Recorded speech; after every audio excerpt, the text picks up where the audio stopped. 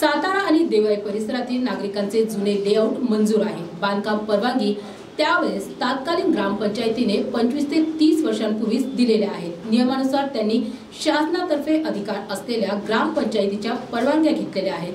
त्यामुळे कायद्यानुसार गुंठेवारी कायद्याचे इथे कसलेही नियम लागू करण्याची आवश्यकता नसल्याचे शिवसेना महानगर प्रमुख रेणुकादास वैद्य यांचे म्हणणे असून ग्रामपंचायत परवानगी असलेल्या सातारा देवळाई परिसरातील घरांना गुंठेवारी कायद्यातून मुक्त करण्याबाबतच्या मागणीचे निवेदन महाराष्ट्राचे मुख्यमंत्री एकनाथ शिंदे यांना शिवसेना महानगर प्रमुख रेणुकादास वैद्य यांच्यातर्फे देण्यात आले आहे। राजू शिंदे त्याने महापालिकेच्या मागे लागून या भागामधल्या नागरिकांवर अन्याय अत्याचार करू नका निवेदन वेगवेगळ्या बैठकांमध्ये वेगवेगळ्या वेळेस त्यांच्याशी केली, परंतु काही अधिकाऱ्यांच्या हटवाची भूमिकेमुळे ही परिस्थिती आता समोर जावं लागत आहे। मला मांडायची आहे। सगळ्यात अगोदर एक गोष्ट सांगतो की तुम्ही सगळे एकत्र आला त्याच्याबद्दल अभिनंदन। आज दिवस आहे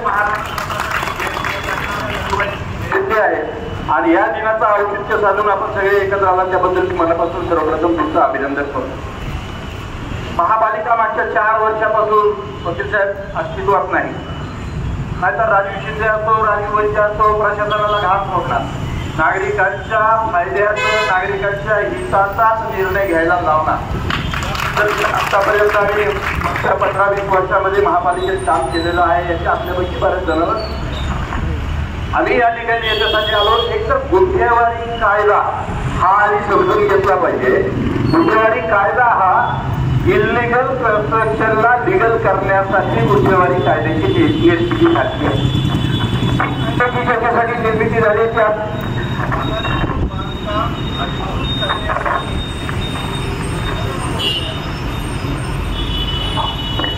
अनधिकृत बांधकामं जी झालेली आहे ती अधिकृत करण्यासाठी जो कायदा केलाय त्याला गुंठेवारी कायदा असं म्हणलं जातं। आता मुळात हा प्रश्न असा आहे की ज्याचं उद्दिष्ट कायद्याचं आहे ते तिथं सातारा देवळाई परिसरामध्ये जे पण प्लॉट्स आहेत जे पण कन्स्ट्रक्शन आहेत तिथे हा कायदा लागू याच्यासाठी होत नाही, कारण इथले बांधकाम असतील याला त्या काळच्या ग्रामपंचायतीच्या रितसर परवानग्या आहेत।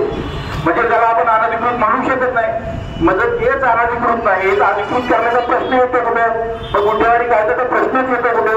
त्यामुळे मूळ हा मुद्दा आपण समजून घेतला पाहिजे आणि महापालिकेच्या प्रशासकाला जी मनमानी वाटते त्याचं कारण असं 4 वर्षापासून निवडणुका झाल्या नाही, याच्यावर कंट्रोल करायला कुठला नगरसेवक प्रतिनिधी नाही।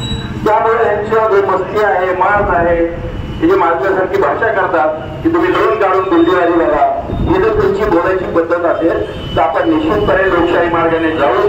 त्या सरकार किंवा राजकारण ह्याच्यात मी बोलणार नाही। शिंदे साहेब सरकार तुमचं जरी असलं तर तुम्ही सरकार दरबारी बोला, आम्ही विरोधक जरी असलो तरी नागरिकांसाठी आम्ही सरकार दरबारी विनंती करू।